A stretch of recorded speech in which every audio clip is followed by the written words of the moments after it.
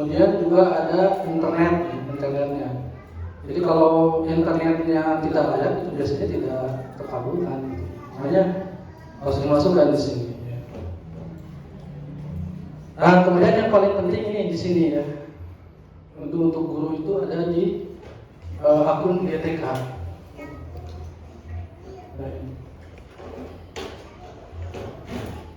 Nah, GTK ini sebenarnya ada dua ya.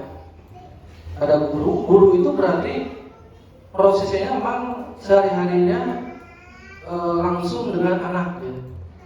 Ya, ada guru mapel, kemudian ada guru kelas ya. Jadi kalau wali kelas itu kalau di SD masuknya guru kelas, posisinya itu guru kelas. Ya. Nah ini guru ya, ini baru belum semua dimasukkan. Ya.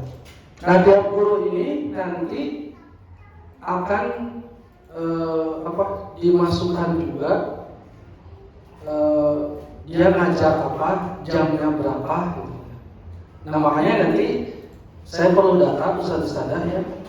Itu yang diperlukan adalah kalau di ajaran baru sekarang ya, harus syarat untuk masuk ini itu adalah ustadz-ustadzah harus mendapatkan yang pertama SK. Ya, SK dari siapa? Dari yayasan. Kan tiap akad itu harus keluar SK-nya, harus diminta nanti. Ya, itu hak ustadz-ustadzah yang untuk minta ke ketua yayasan. SK pengangkatan menjadi guru. Itu yang pertama ya. Yang keduanya ustadz-ustadzah juga minta surat tugas. Dari siapa ini? Ini mah dari kepala sekolah. Jadi ada dua, ada dari yayasan dan keduanya ada dari kepala sekolah. Kalau kepala sekolah itu lebih rinci lagi. Jadi penugasan dan juga ngajar apa gitu. Jamnya berapa? Nah disitu dirincikan ya, di surat tugas itu. Ya, nah itu untuk guru. Nanti akan fungsinya untuk apa? Nanti agar ustadz-ustadzah ya, ini 2 tahun ini berapa jam ngajarnya? Ininya jam kemudian totalnya berapa gitu ya. Ini akan menjadi penilaian ketika ustadz-ustadzah mengajukan untuk adanya sertifikasi misalnya. Ya. Termasuk juga ijazah ya. Kalau misalkan ijazahnya sudah yang kemarin kalau saya SMA ya. Nah segera itu ya yang sudah tamat ya sudah dapat ijazah, nah segera gitu ya. Ya itu bisa karena di sini ada warning ya. Memang guru itu standarnya memang harus S1 gitu ya. Makanya kalau tidak S1 di situ ada warning. Ya, nah itu. Jadi segera ya sadar nanti bisa dilampirkan gitu ya.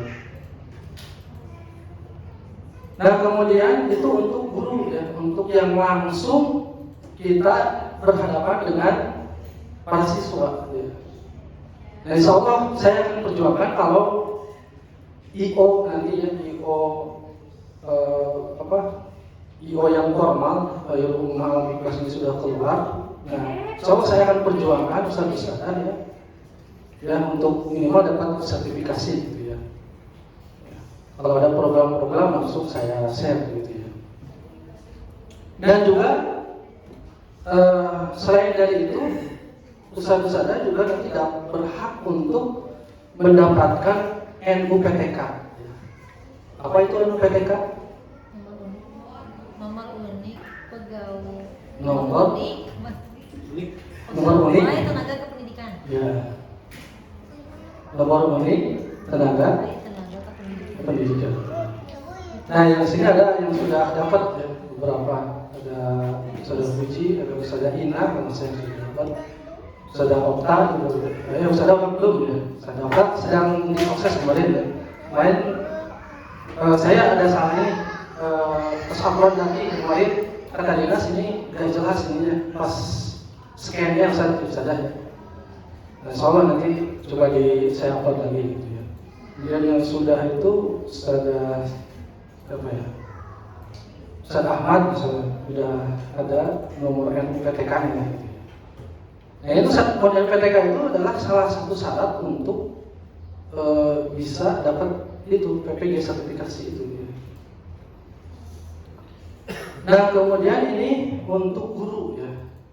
Nah bagaimana yang tidak non guru seperti saya sekarang ya, operator di Sadeni, ya, Ustaz Agus ya, sekarang ya, atau tim yayasan. Ya. Nah itu jangan kecil hati ya. Di sini ada tendik. Ya.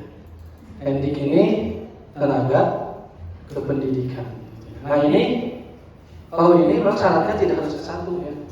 Jadi boleh SMA, SMP gitu ya, itu bisa masuk ke tendik gitu ya. Nah kedepannya tendik ini kemana gitu ya? Tidak akan jadi, kalau sertifikasi guru mungkin ya, paling nanti kalau ada kesempatan untuk menjadi P3K ya. Waktu itu kan si ibu itu ya, saya daftar yang jadi apa ya, Bu Yati ya. Itu pernah menyampaikan gitu ya, nanti kalau sudah kita sudah resmi gitu ya, itu nanti akan ada program-program itu. Nah, mungkin saya akan perjuangkan juga ya, saudara sekalian nanti. Mudah-mudahan tidak jadi P3K, tidak jadi apa namanya ya PPG, tapi juga bisa kesempatannya adalah untuk menjadi P3K. Ya lumayan lah ya. Jadi P3 ya. Separuh nafas.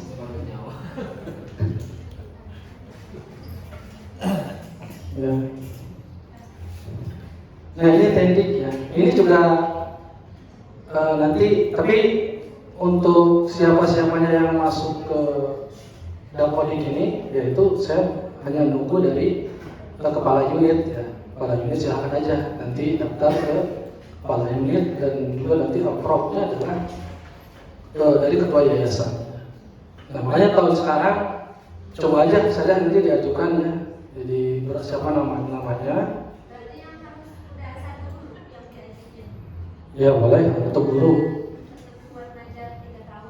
Nah, ya itu ngikutin saja aturan dari yayasan, bisa ke Ustazah Tasya ya, aturannya seperti apa, aturan lain untuk masuk ya ke sini.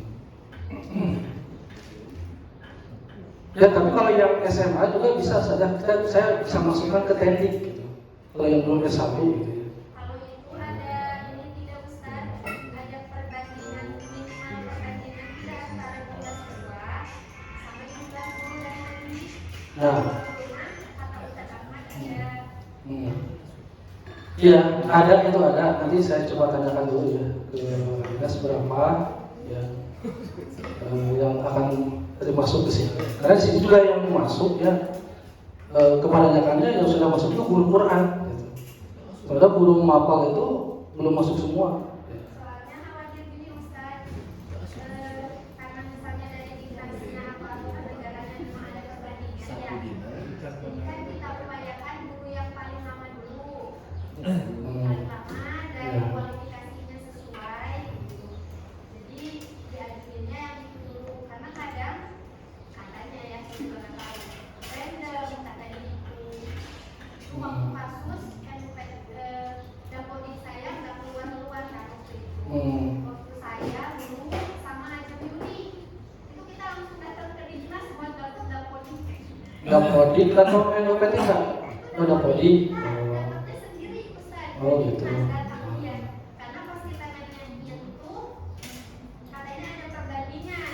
Jadi operator tidak bisa ngajuin semua jumlah guru yang ada di sini karena ada perbandingan. Jadi tertutupnya di situ. Makanya kan kita datang ke dinas. Bilang kita tuh udah lama, tapi Dapodik kita belum dapat. Akhirnya langsung didaftarin sama operator dinas. Dan keluar ya itu. Dan keluar lagi tuh ditungguin bisa. Iya. Ya, jadi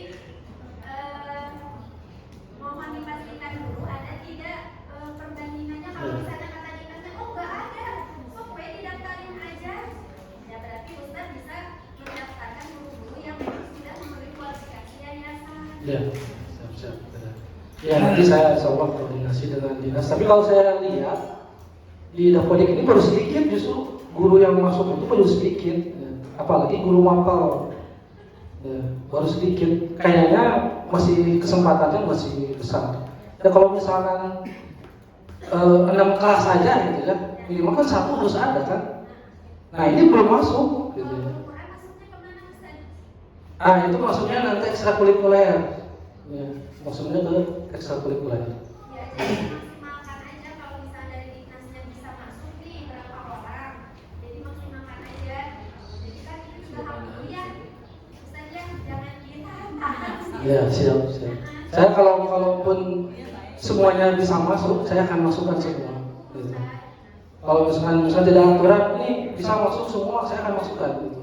Kenapa? Biar ada rekam jejak gitu. Jadi ada rekam bahwa ustadz-ustadzah itu pernah ngajar di sini. Nah, kan ada rekamnya. Kalau sudah masuk Dapodik itu ada rekamnya. Boleh disampaikan kelebihan kalau kita udah dapat Dapodik apa? Oh, ya kan tadi saya jelaskan. Salah satunya kita akan dapat akun ID belajar, dapat akun GTK. Nah, akun GTK ini dalam bentuk tadi nanti proses ke sertifikasi. Gitu. NPTK salah satu syarat, ya. Itu salah satu syarat dan juga bisa diajukan untuk mendapatkan NPTK. Gitu. Kalau sudah masuk Dapodik. Gitu. Nah, syaratnya tadi harus ada SK dan surat tugas.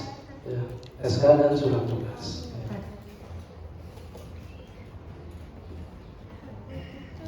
Nah, mungkin saudara baru mungkin belum ini ya, belum masuk sebagai KS ya. Masuk satu topik ya.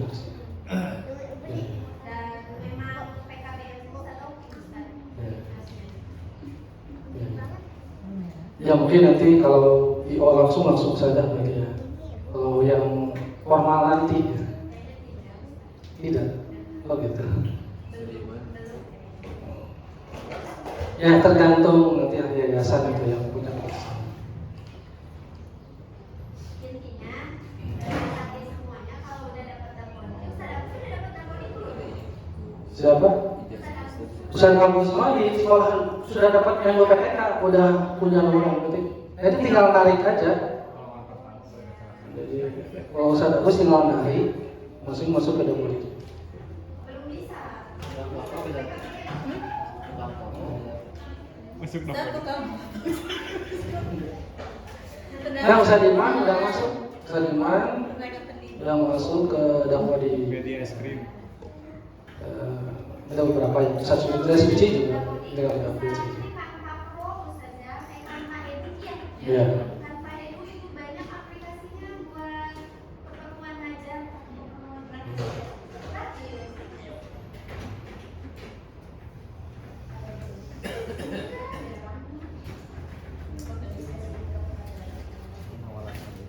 Hah? Itu aja. Nah, di sini juga ada peserta didik ya, peserta didik juga dimasukkan semuanya.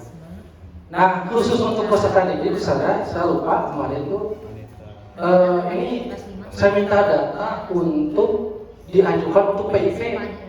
Ya. Nah, sebelum nanti tanggal 30 itu harus sudah ada. Jadi biar masuk nanti datanya. Beasiswa nanti untuk anak guru ya. Nah, yang di luar guru nanti, ya, pokoknya nanti saya minta datanya saja untuk apa namanya untuk peserta didik ya. Nah, ini di bulan ini yang dimasukkannya bulan ini dan untuk nanti biasanya bulan Januari kalau nggak salah ya cair itu kalau nggak salah ya. Ya sekali.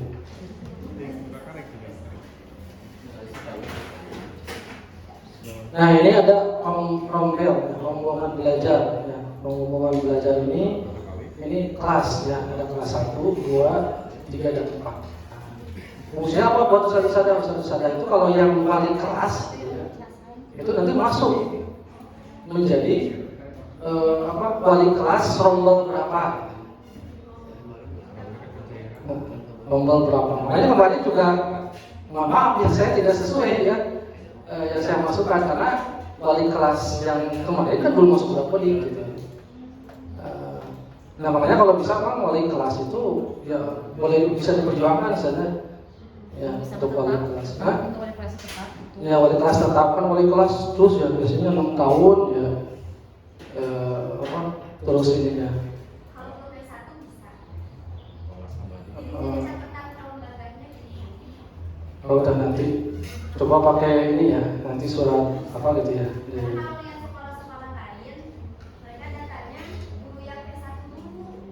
Kalau disuruh wali kelas apalagi sama guru kalau udah Quran, gak apa-apa kalau Quran.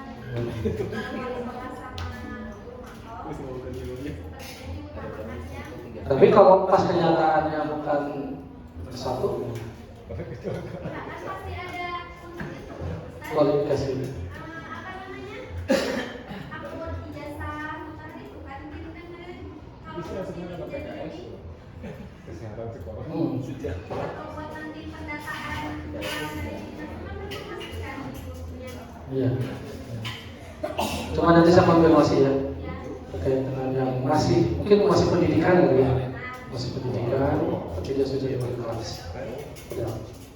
Nah baik itu jadi catatan juga ya bagi sekolah.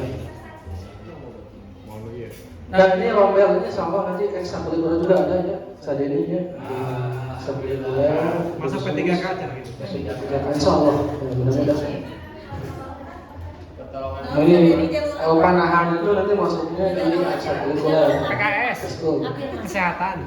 Ustaz, kalau misalnya niatnya ngajar, kan kalau KS ada ya. Ya. PU kurikulum itu kan ngajar. Itu Pendik aman. maksudnya. Pendik. Tenaga kependidikan maksudnya. Berarti yang manajemen juga bisa ya? Bisa dimasukkan. Jadi bisa diatur ada yang masuk ke unit SD, ada yang bisa masuk ke TK. Siap. PPG.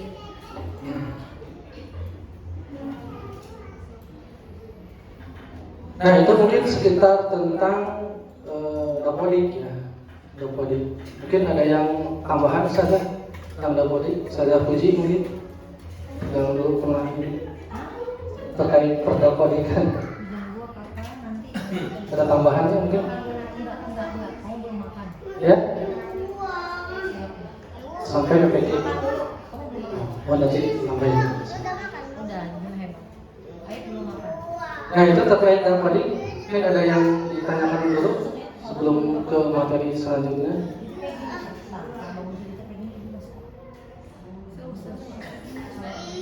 Enggak, belum boleh. Tidur jangan.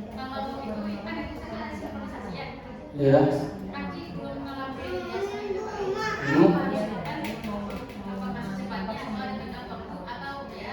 Kalau bisa nanti pas nanti kan ada dapodik baru ya, rilis bulan Juli. Kalau bisa sudah ada, jadi sekalian. Bulan Juli sekalian.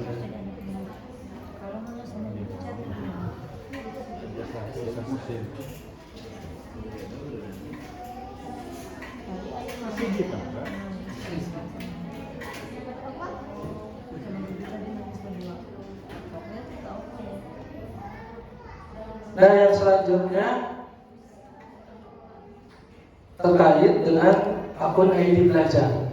Jadi kalau satu sadar sudah masuk dapodik, itu nanti otomatis saya akan kasih akun ID belajar. Akun ID belajar yang sudah dapat itu sudah suci ya, sudah suci. Saya daftar udah punya ya? Akun ID belajar. Nah, akun ID belajar. Untuk apa akun ID belajar ini? Akun ID belajar ini itu bisa mengakses berbagai layanan pendidikan.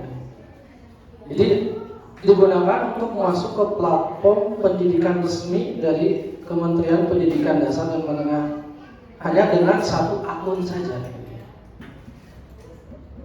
Selain itu juga mendukung kegiatan belajar mengajar digital. Salah satunya adalah konferensi video ya, daring lah ya. Itu pakai Google Meet misalnya. Itu bisa sampai 100 audien. Nah itu kemudian juga pembuatan dan berbagai dokumen daring. Kemudian juga pengolahan kelas digital. Jadi ada sadar tuh kalau mau dioptimalkan ya dengan ID belajar ini, itu bisa ustadz-ustadznya itu bikin tugas lewat disebut itu classroom. Ya. Nah bisa pakai itu. Jadi kan kalau di SD nanti orang tua yang aksesnya ya. Nah itu tuh bisa dimasukkan lewat situ. Gitu. Dan misalkan bikin soal ya, soal pilihan ganda. Nah nanti si anak itu lewat orang tua itu bisa akses, dia langsung bisa jawab. Selain dari itu juga bisa memberikan materi-materi yang tertinggal itu lewat classroom tadi. Kemudian juga pengelolaan kelas tadi ya digital, kemudian kolaborasi antara guru dan siswa. Ada kolaborasi. Selain dari itu juga fungsinya sebagai penyimpanan data secara online. Jadi kalau enaknya data secara online itu kita bisa dibuka di mana saja. Tinggal pakai akun ID belajar itu, udah tinggal keluar gitu. Ya, keluar dan bisa atau kita lupa bawa dokumen ya, itu bisa kita ambil di mana saja. Kemudian juga sarana komunikasi resmi yang menjadi jalur penyampaian informasi, pengumuman dan materi resmi dari Kemendikbudristek kepada siswa, guru dan tenaga kependidikan. Nah, tentu saja juga bisa update ya informasi-informasi yang datang dari dinas gitu. Itu lewat akun ID belajar ini. Makanya nanti yang ada beberapa nanti platform yang bisa diakses melalui akun ID belajar. Kemudian juga akses layanan pendidikan terintegrasi dapat digunakan untuk mengakses berbagai aplikasi dan layanan pendidikan yang terhubung dengan sistem pemerintahan pendidikan Indonesia. Siapa yang bisa menggunakan akun ID belajar ini? Yang pertama, peserta didik.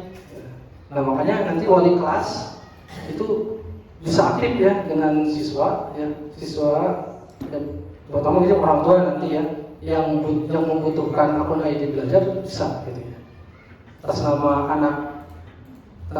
anaknya. Tapi mungkin nanti kalau SD yang buka orang tua pastinya. Itu bisa untuk sarana belajar ya, sarana belajar mereka di rumah untuk mengakses berbagai materi-materi pelajaran di rumah.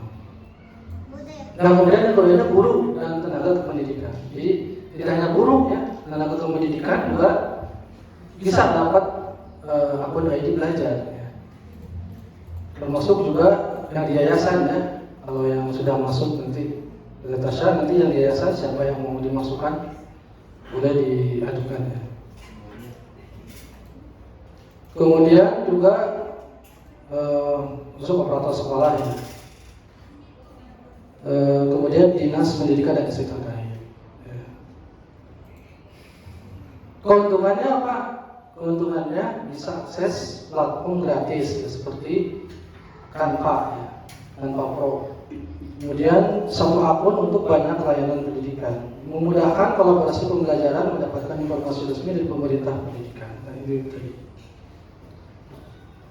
Nah kemudian platform apa saja? Nah ini platform yang bisa diakses oleh akun ID belajar. Yang pertama ada Google Classroom yang tadi saya jelaskan ya, Google Classroom. Nanti cara-caranya itu bisa saja searching di YouTube ya. Itu sudah banyak cara-cara untuk bagaimana membuat dan mengoperasikan Google Classroom. Kemudian juga Google Meet. Google Meet ini untuk pembelajaran secara daring. Kemudian juga Google Drive. Nah, Google Drive kelebihannya apa? Kelebihannya lebih penyimpanannya lebih besar dari Google yang biasa. Kalau pakai Google biasa, kadang-kadang sudah ada peringatannya, sudah peringatan ini mau habis. Karena kalau pakai ini agak lebih luas ya, lebih banyak. Kemudian Google Doc, ya, Google Document, Google Sheet, Google Slide, itu sudah pada tahu lah ya. Kemudian juga ada Google Form, Gmail, Google Calendar. Dan ada juga platform pendidikan yang dari dinas ya. Nah seperti rumah belajar. Nah, rumah belajar di situ bisa akses berbagai materi-materi yang yang disediakan oleh dinas. Nah kemudian ini untuk rumah belajar itu lebih ke anak didik biasanya. Tapi guru juga penting ya untuk bisa akses ke rumah belajar, ke rumah pendidikan.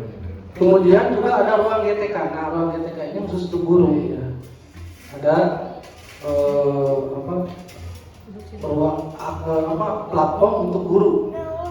Sudah pernah akses ke ruang GTK? Atau pernah? PM. Saudara Suci? Ya, ruang GTK. Sudah ya.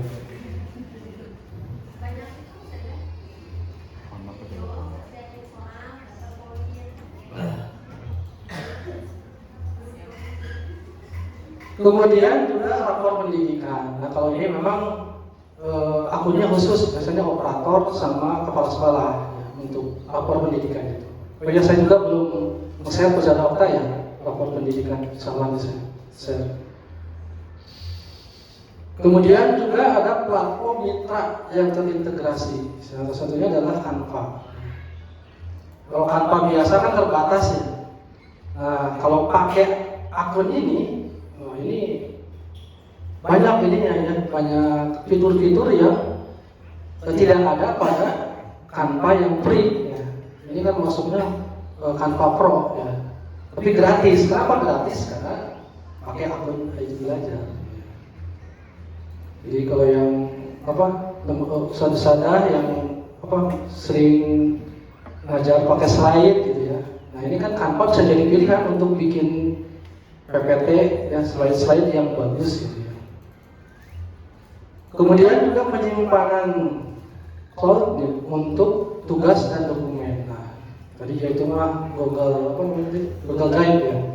Kemudian juga tadi kolaborasi siswa secara real-time, login sebelumnya. Kemudian ada satu lagi, assembler edu ya. Assembler ini untuk platform bikin gambar 3 dimensi. Jadi kalau bikin pohon misalnya. Jadi kelihatannya itu nanti bagus kelihatannya 3 dimensi. Kalau dimensi kan beda. Kalau gambar biasa dengan 3 dimensi. Jadi bisa tuh nanti sadar misalnya itu anak kelas 1 dibikin gambar untuk pembelajaran dengan model gambar. Tapi model gambar bukan gambar biasa ya. Tapi gambar dengan bentuk 3 dimensi kan lebih bagus ya, lebih indah ya. Hah? Tuh ketik aja di situ assembler edu gitu. Nanti ASEMBLR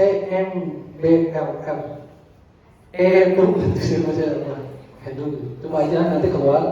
Nanti kita diminta login misalnya. Ya kalau cara mengoperasikannya bisa lah, nanti di YouTube juga banyak nanti bisa diakses.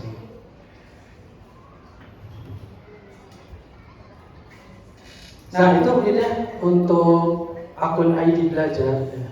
Untuk akun ID Belajar jadi bisa dimanfaatkan ya. Jadi nanti bisa minta saya ya kalau yang itu, tapi juga sudah. Kalau TK itu semuanya sudah hampir masuk ya, masuk dapat ya. Jadi bisa nanti untuk TK. Gitu ya. Nah itu mungkin untuk akun ID belajar. Ya. Ada yang tambahan mungkin saja? Saudara Suci atau Saudara Puji atau Saudara Hati? Baik akun ID belajar mungkin kemudian ini ya, ini semua. Ya kalau tidak ada, kita langsung ke materi selanjutnya terkait dengan PPG ya. PPG. Nah, PPG ini memang salah satu jenjang karir lah bagi guru ya, agar bisa mendapatkan sertifikasi ya. Nah seperti apa? Nah kita coba ke Ustadzah Puji ya untuk bisa memaparkannya karena sudah ya rumah baru satu-satunya ya yang mendapat dua orang Ustadzah Puji sama Ustadzah Yuli. Dulu Ustadzah Yuli ya Ustadzah Cek.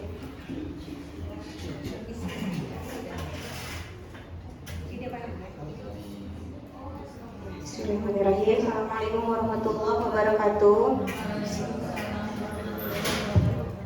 Untuk mengefektifkan waktu kan tadi sudah di spill waktunya 5 menit lagi, betul sih? Oh 10 menit lagi katanya ya. Mungkin langsung saja terkait dengan PPG. Sebetulnya tidak terlalu banyak yang akan disampaikan ya, karena tidak akan cukup waktunya kalau detail disampaikan. Yang akan Puji sampaikan ini hanya poin-poin pentingnya saja dan bukan hanya terkait PPG-nya saja, tetapi alur awal yang menuju pada pelaksanaan PPG tersebut yang memang sebetulnya jauh lebih penting. Kalau berbicara tadi terkait dapodik dari Ustadz Aris, ini salah satu hak guru yang memang sudah memenuhi persyaratan dari yayasan untuk bisa masuk ke dalam dapodik tersebut.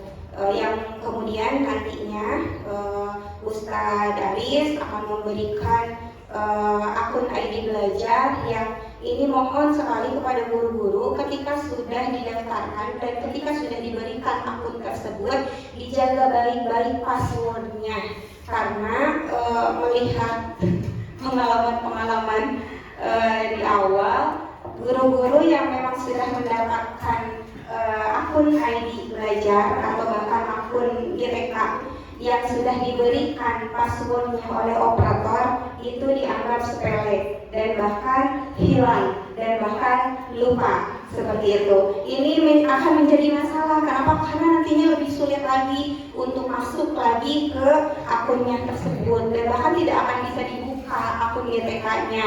Boro-boro bisa masuk ke PPG, tahapan PPG. Untuk membuka akun GTK-nya saja tidak akan bisa kalau passwordnya hilang, kalau passwordnya lupa gitu ya. Itu pertama. Kemudian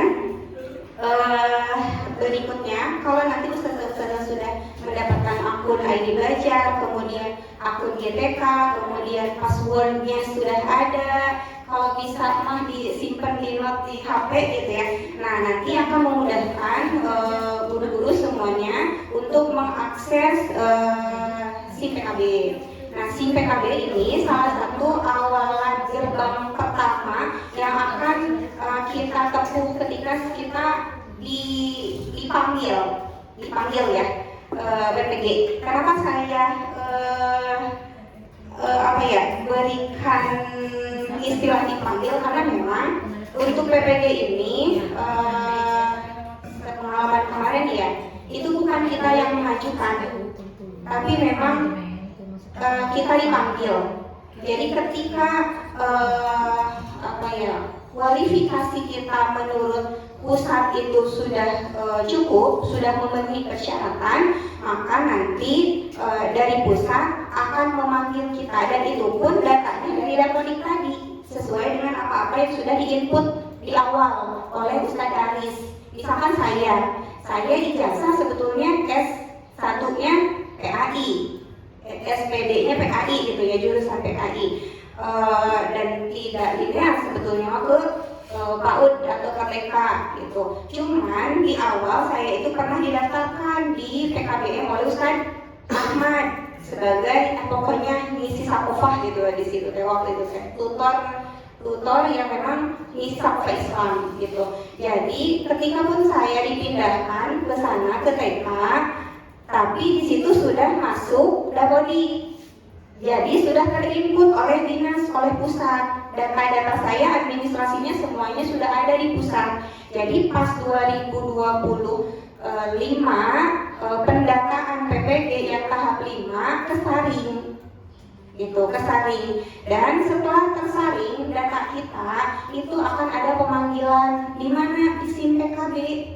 Dan itu lagi-lagi butuh verifikasi, terus kita harus ngecek dulu autentifikator supaya password yang kita masukkan itu sinkron. Kalau tidak sinkron, kalau passwordnya salah ya tidak akan bisa masuk ke SIM PKB itu. Dan kita tidak akan bisa melihat kita itu dipanggil atau enggak. Gitu. Jadi kalau kita mau ngecek data kita, nama kita itu terpanggil oleh pusat atau tidak untuk PPG, itu kita harus masuk ke SIM PKB seperti itu. Dan tadi kuncinya akun GTK dan ID belajar kita, passwordnya apalagi itu harus kita pegang gitu. Kemudian setelah kita terpanggil di SIM PKB itu tidak lantas kita langsung bisa PPG juga. Jadi banyak guru-guru yang sudah terpanggil PPG tapi diabaikan, tidak dicek di SIM PKB-nya sehingga dia sudah hangus. Kalau hangus itu bisa jadi kalau masih rezeki kita terpanggil di tahap berikutnya gitu. Ya kalau tidak dicek sama sekali SIM PKB-nya kita nggak bakalan tahu kalau misalkan kita terpanggil PPG seperti itu. Nah kemarin juga saya seperti itu, jadi ngecek awalnya memang karena dikasih tahu sih sama bapak mertua, cek akun katanya gitu, ada PPG, dikasih tahunya ke Abi Papa sama Abi Papa dicek di SIM PKB, ternyata yang terpanggil gitu. Dan alhamdulillahnya masih dalam waktu pendaftarannya itu dibuka gitu, belum lewat alhamdulillahnya gitu. Nah setelah pemanggilan itu maka kita akan ditanyakan kesanggupannya, sanggup atau tidak melaksanakan PPG tersebut. Jadi di situ akan ada dua pilihan. Kalau kita sanggup, kita klik ya. Kalau tidak, ya sudah tolak, tidak bersedia seperti itu. Jadi yang dipanggil pun ini tersalin lagi. Ada yang bersedia, ada yang tidak. Dari sekian puluh ribu mungkin ya per tahapnya atau per bukan tahap ya sudah. Jadi per periodenya gitu ya, itu ada yang memang bersedia, ada yang tidak. Banyak juga guru-guru di luar sana yang memang mereka tidak bersedia untuk melaksanakan PPG karena mungkin berbagai alasan seperti itu. Jadi yang terjaring itu memang yang bersedia, yang menyatakan bersedia, yang mengklik ya. Kalau tidak diklik ya-nya, ya kita tidak akan bisa melaksanakan tahapan berikutnya. Itu tahapan yang pertama banget. Kemudian setelah kita menyatakan kesediaan, itu tunggu dulu dan lama, bukan waktu sehari dua hari dan bukan langsung satu kali klik langsung bisa ikuti PPG. Itu ada tahapan menunggu. Menunggu apa? Menunggu dari dinas di-approve jawaban kita. Dan itu pun tadi tidak sebentar, harus nunggu dulu. Dan itu pun harus cek tiap hari ke SIM PKB itu. Jadi jangan sampai habis klik bersedia kita udah melewat gitu, enggak. Karena memang nantinya akan ada pemanggilan kedua. Nah, alhamdulillah di tahun ini ternyata di 2026 kita peserta PPG lebih dipermudah terkait dengan penyaringan PPG. Ini Kemendikbudristek itu secara langsung menjawab via WA tahun ini. Di tahap kedua PPG tahun ini karena sedang dibuka. Jadi bulan ini tuh sedang dibuka yang tahap 2. Kalau kemarin Ustazah Yuli alhamdulillah tahap 1 masuknya udah selesai, alhamdulillah sudah lulus juga. Gitu. Nah, kalau yang sekarang di bulan ini sedang dibuka yang tahap kedua. Mudah-mudahan ada rezeki semuanya dan sambil ya Ustaz, sambil menunggu proses SBIT-nya selesai, ya kita setidaknya mempersiapkan diri dulu aja, belajar bagaimana caranya, tahapan-tahapannya seperti apa gitu. Kemudian berikutnya, kalau tadi berbicara terkait dengan syarat-syarat untuk mengikuti PPG, memang ini ada syarat-syarat khusus supaya kita itu bisa mengikuti. Artinya berkas-berkas administrasi kita atau data kita yang ada di dinas itu diterima oleh pusat sehingga kita terpanggil. Salah satunya tadi kita masuk Dapodik. Kemudian yang kedua kita masuk di PDDikti. Kemudian yang ketiga harus punya NUPTK tahun lalu. Tahun ini NUPTK dihapus. Jadi meskipun di sini teman-teman ustazah belum punya NUPTK, itu masih ada kesempatan untuk ikut PPG. Jadi dipermudah tahun ini gitu. Cuman ya sambil kalau misalkan ada yang sudah terdaftar PPG nanti tapi belum ada NUPTK-nya, itu masih tetap bisa berlanjut PPG-nya sampai kelulusan. Setelah kelulusan baru kita usahakan NUPTK terbit. Karena NUPTK meskipun tidak menjadi syarat diterimanya atau pelaksanaannya PPG kita, tetapi itu menjadi salah satu syarat yang tidak boleh di-skip ketika ingin PPG cair. Jadi kalau misalkan kita udah sertifikasi sekalipun, udah lulus sekalipun, sudah dapat sertifikatnya sekalipun, kalau tidak ada NUPTK kita belum terbit, PPG tidak akan dicairkan. Karena itu salah satu syarat dicairkannya PPG seperti itu. Ya, dan untuk mengurus NUPTK ini sebetulnya kalau disebut susah ya susah, tapi kalau disebut gampang ya gampang. Pengalaman beberapa teman-teman di luar sana, teman-teman saya, itu bahkan ada yang 2 kali 24 jam langsung terbit Ustaz. Jadi sama operator diajukan 2 hari ke depannya langsung terbit.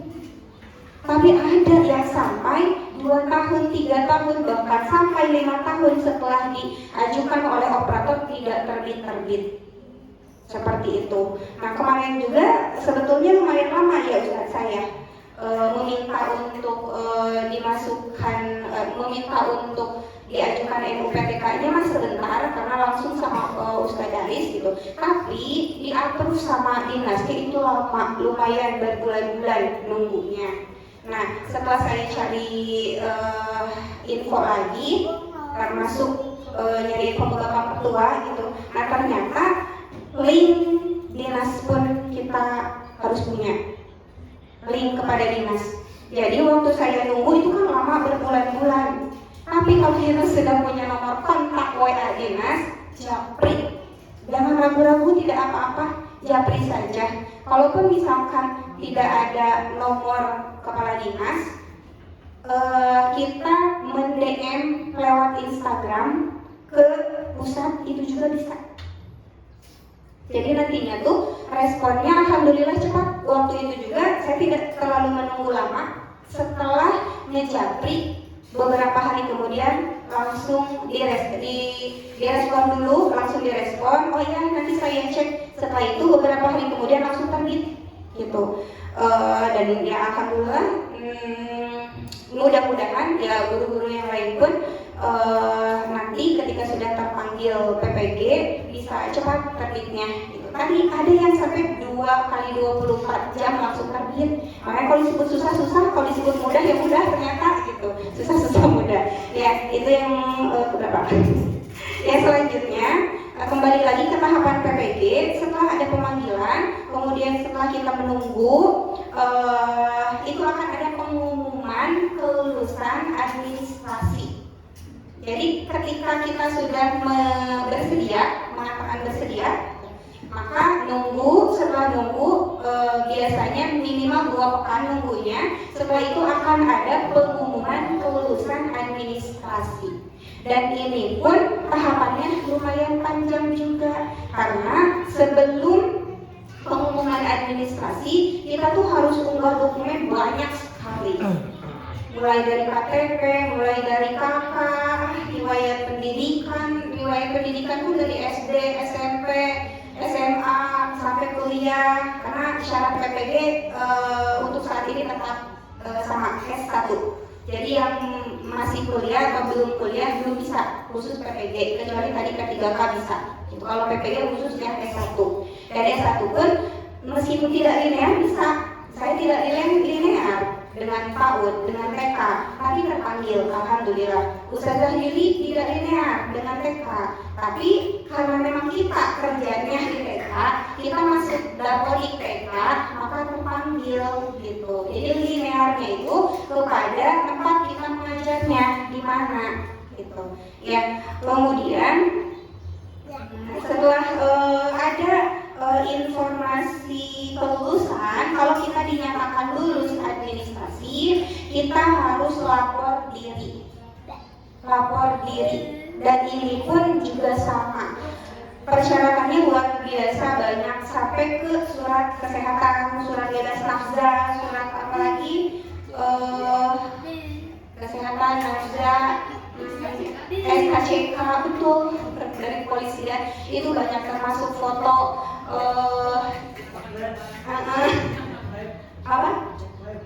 cek lab juga, itu banyak pokoknya mah. Cuman yang ku lihat memang persyaratan itu semakin kesini semakin diringankan ustazah. Kalau awal-awal bahkan untuk ya tadi yang kartu SKCK, kemudian cek lab yang seperti itu kesini itu dihilangkan. Jadi yang pokok-pokoknya aja seperti itu. Ya mudah-mudahan tahun ajaran sekarang juga berkuranglah persyaratan yang ribet-ribet kayak itu tuh ya, seperti itu. Termasuk di lapor diri ini ada perval ijazah. Jadi apakah kita beneran lulus S1 atau tidak, itu ada penyaringan dengan adanya perval ijazah.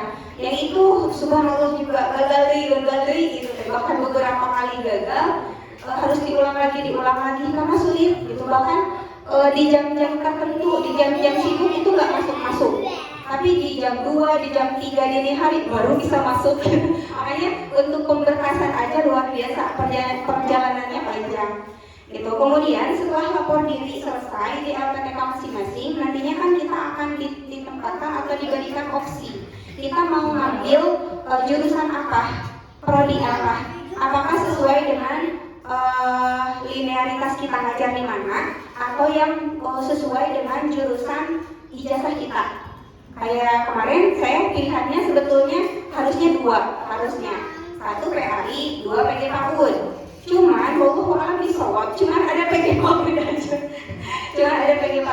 Makanya ya udah diambil gitu ya PG PAUD-nya. Ustazah Yuli alhamdulillah Ustazah Yuli justru kebalikan. Jadi yang PG PAUD-nya nggak ada, yang adanya itu manajemen ekonomi sama 3 gitu kalau nggak salah. Kita cuma bisa ngambil 1 gitu.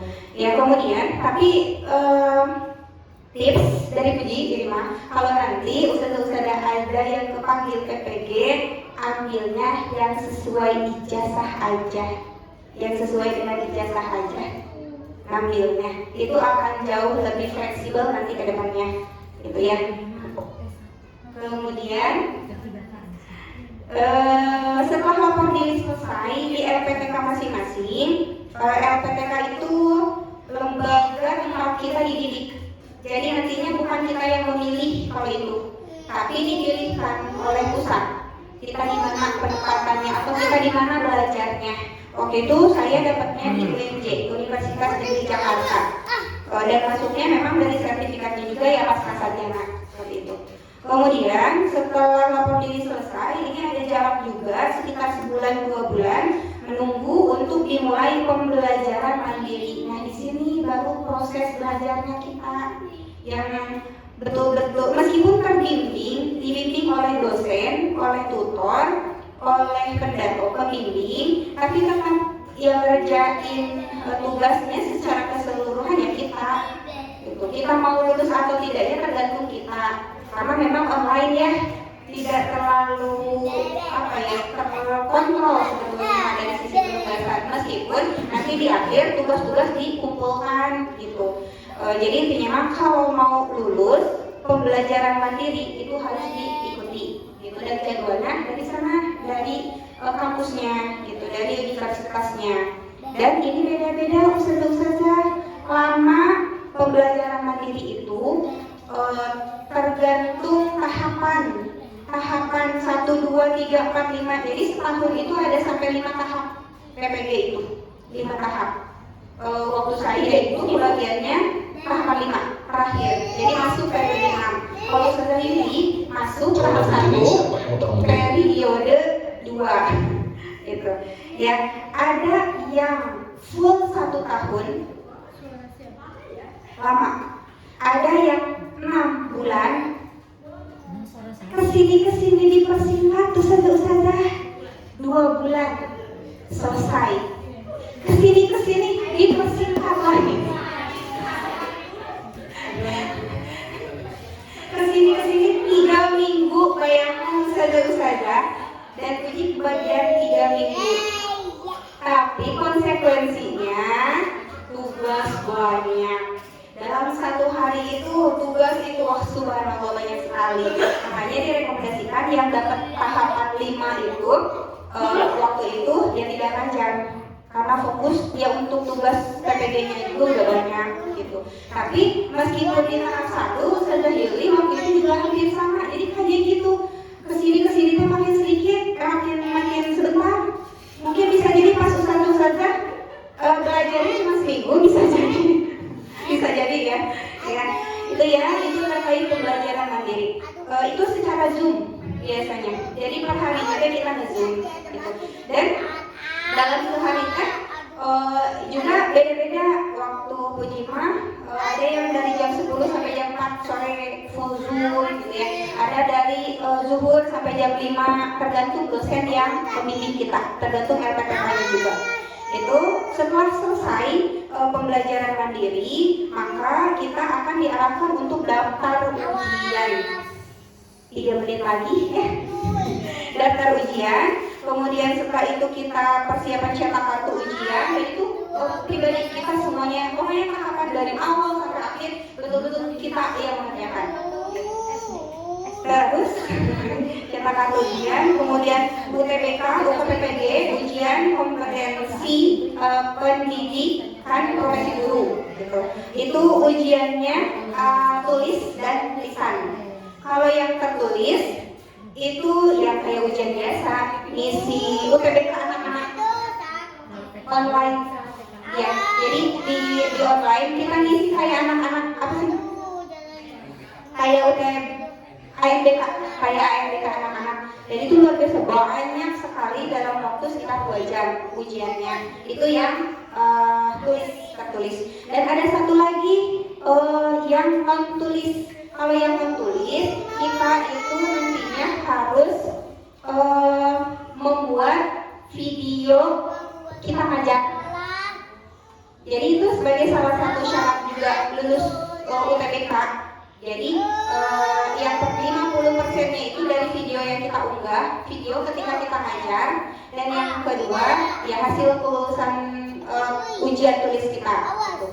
Meskipun kepala sekolah kita diperbolehkan untuk ngajar di mana aja. Jadi untuk kepala sekolah lebih fleksibel, boleh ngambil salah satu, gitu. Tapi yang sesuai dengan jenjang yang kita ambil. Misalkan uji PG PAUD ngambilnya, berarti harus ngajarnya ya di PAUD. Kalau misalkan Ustazah Yuli kemarin karena ekonomi manajemen ya, boleh di SD tingkat atas, di SMP, di SMA, di SMK yang ada ekonominya atau yang berhubungan dengan ekonomi boleh gitu. Kalau misalkan kepala sekolahnya di SD itu jauh lebih fleksibel, boleh ngambil kelas manapun sebetulnya. Ya kalau bisa mah ya memang kita kuasai aja gitu. Apa yang sesuai dengan ijazah kita gitu. Jadi sebetulnya kalau kepala sekolah itu jauh lebih dipermudah dan jamnya pun jauh lebih ya dapat kemudahan lah, karena kalau guru harus nyari jam, kalau kepala sekolah udah otomatis diberikan jam dan 24 jam JP. Nanti di Daboliknya itu udah otomatis 24 JP. Jadi nggak usah nyari jam lagi gitu. Kalau guru kan harus nyari jam. gitu ya. Kemudian setelah lulus PPG-nya kita dinilai, kemudian diumumkan kelulusan, baru selesai dapat sertifikasi. Dan untuk dapat sertifikasi pun ini tadi ya masih panjang juga tahapannya. Di setelah lulus PPG itu kita tidak langsung dapat PPG sebetulnya. Ada tahapan-tahapan lain yang ini jauh lebih ribet ketika di awal PPG-nya.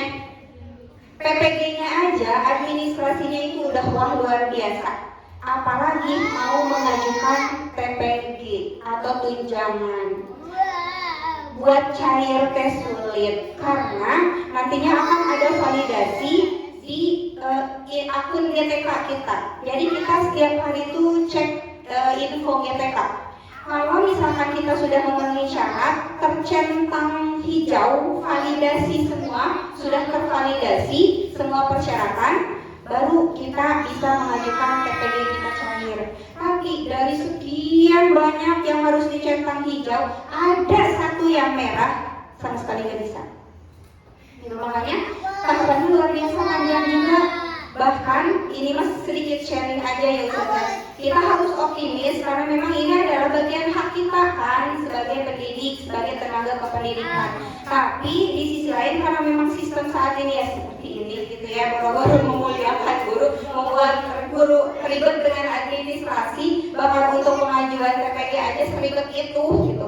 Dan bahkan banyak ternyata di angkatan Puji aja yang periode 5 waktu itu dari sekitar 27.000 yang ikut PPG yang barengan sama Puji tahap 5 itu hanya sekian persennya yang cair. Sisanya masih banyak yang masih berjuang sampai detik ini. Gitu Ustazah, insyaallah.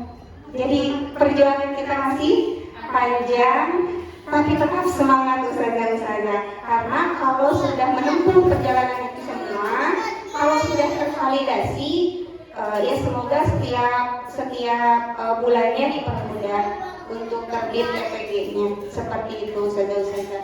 Jadi intinya semangat, berdoanya lebih kencang, dan yang kita ikhtiarkan semaksimal mungkin supaya hak kita itu bisa kita dapatkan seperti itu. Semangat Ustazah, Ustazah oleh semangat. Itu aja mungkin ya, Mang Ustaz.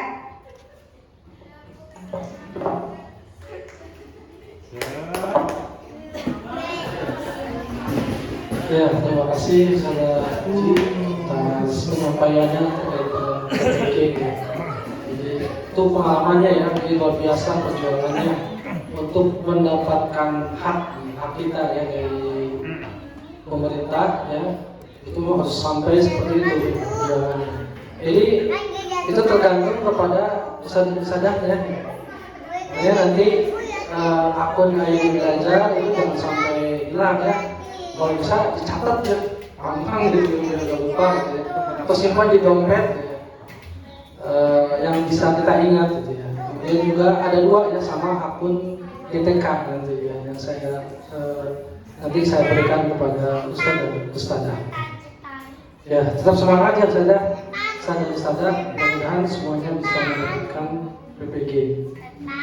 Saya minta waktunya ya, masih ada 2 materi. Tapi ini singkat saja mungkin ya nanti. Kalau terkait dengan repot mungkin nanti Ustazah ada pembahasan khusus ya.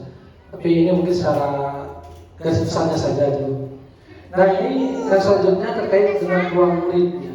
Ruang murid itu apa? Ini adalah aplikasi ya. Ini berbagai mata ajar ya. Mata ajar yang disediakan oleh dinas ya. Untuk siapa? Untuk guru mengajar. Di sini dia nanti silakan Ustazah untuk menseleksi ya. Atau kalau cocok ini bisa diajarkan gitu ya. Dan ini pembelajarannya itu multimedia ya. Bukan. Ini memang harus pakai laptop ya. Ini karena kan kalau yang di TV besar itu pakai sistem Android ya. Nah kalau ini memang harus pakai Microsoft. Jadi beda ya. Nanti saudara yang butuh bisa hubungi saya gitu ya. Dan saya instalkan dan saya kasih filenya dan juga nanti saya kasih tahu cara-caranya. Oh ya boleh. Tapi mungkin secara umum saja saya coba inikan dulu, diperlihatkan dulu ya untuk nah ini ruang murid. Ya. Di situ.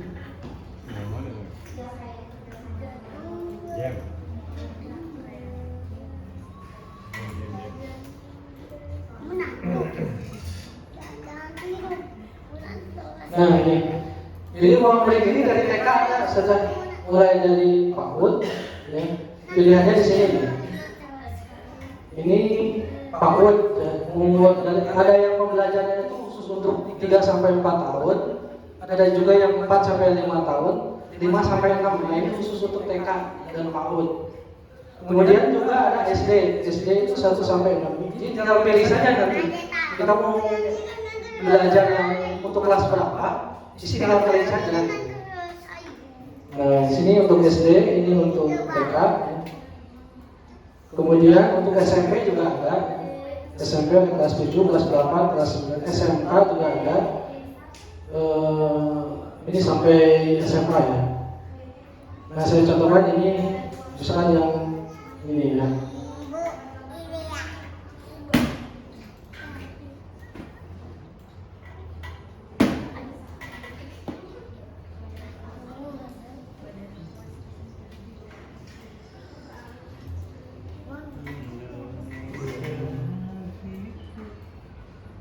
Nah, ini untuk 5 sampai 6 tahun.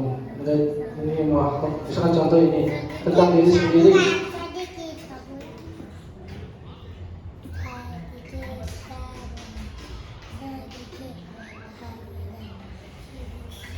Katanya aktivitas bersama teman-teman. Nah, ini ada belajar dan bermain edisi. Saya coba buka ya. Nah, ini ada video.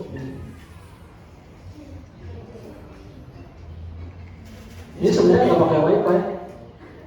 Ini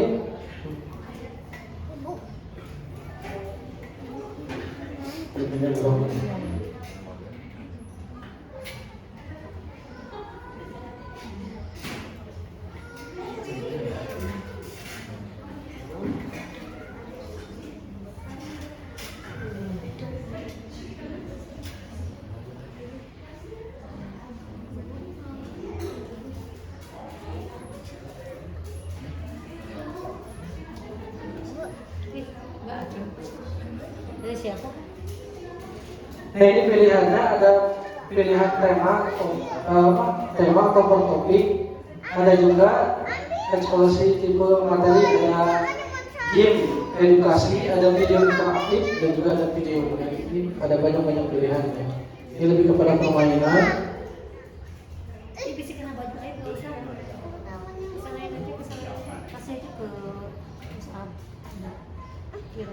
Nah ini contohnya ya. Nah ini kayaknya mungkin perlu waktu khusus ya, karena mungkin ada gangguan gitu. Coba mungkin ya sekilas terkait dengan waktu ya.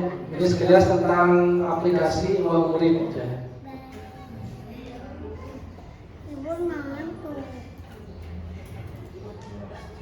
Nah kemudian yang terakhir itu e-report. E-report ini sudah saya download, tapi saya tidak bisa diinstal di sini karena nanti untuk servernya memang harus yang bisa diakses semua.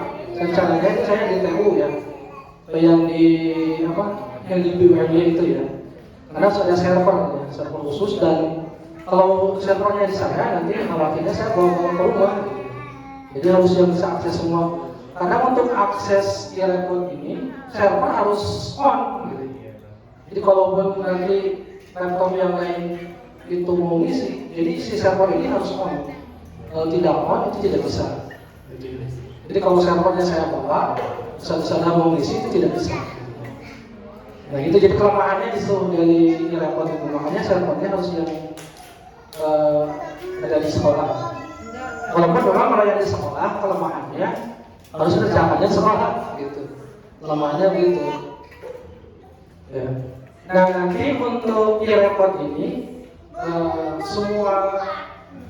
semua item itu nanti operator yang membuat ya, termasuk password itu nanti ada password khusus untuk wali kelas. Jadi wali kelas itu nanti input seperti misalkan cetak report, kemudian juga keterangan ya, supaya keterangan kan yang perkembangan anak gitu ya. Kemudian ya kontrol nilai gitu ya. Nah itu wali kelas. Nanti wewenangnya di situ. Ada juga nanti password yang khusus guru mapel. Jadi guru mapel bisa langsung input nilai gitu dengan password tersebut nanti. Nah, jadi dikontrol sama siapa? Nanti sama wali kelas. Wali kelas kan nanti yang terakhir ya, yang akan mencetak raport nantinya. Kemudian juga nanti ada password untuk admin untuk TU gitu ya. Nah itu mungkin ya sekilas gambarannya. Tadinya saya mau menayangkan video ya terkait dengan e-report tapi lumayan agak lama. Tapi mungkin nanti saja ya untuk khusus pembahasan biar nanti sekalian praktek langsung gitu ya untuk e-report ini. Itu saja mungkin yang bisa saya sampaikan tadi terkait Dampodi, kemudian juga ID belajar, PPG, ruang murid, dan terakhir tadi terkait dengan e-report ya. Itu saja mungkin yang bisa saya sampaikan. Terima kasih. Assalamualaikum warahmatullahi wabarakatuh.